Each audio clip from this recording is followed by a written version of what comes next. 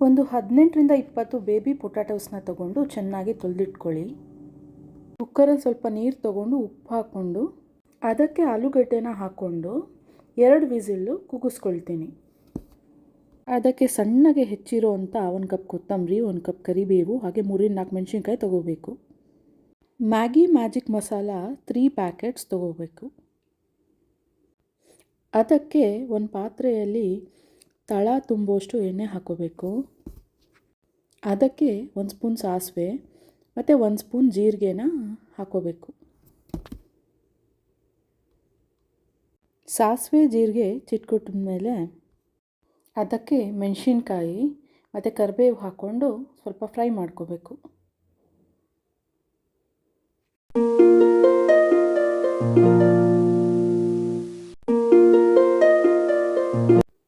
ಅದಕ್ಕೆ next magic masala ಹಾಕ್ಕೋಬೇಕು.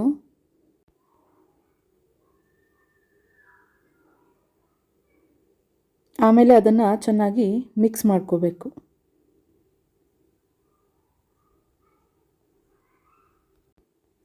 ಆಮೇಲೆ ಇದಕ್ಕೆ ಬೇಯಿಸ್ಕೊಂಡಿರೋವಂಥ ಆಲೂಗಡ್ಡೆನ ಹಾಕ್ಕೊಂಡು ಮಿಕ್ಸ್ ಮಾಡ್ಕೋಬೇಕು.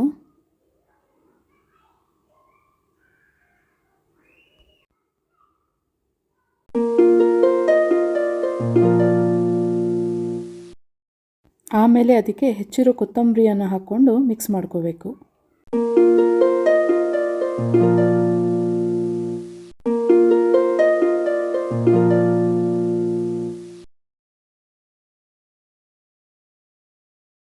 ಟೂ ಮಿನಿಟ್ಸ್ ಇದನ್ನು ಇದೇ ಥರ ಲೋ ಫ್ಲೇಮಲ್ಲಿ ಬಿಟ್ಟರೆ ಸಾಕು, ರೆಡಿ ಆಗುತ್ತೆ.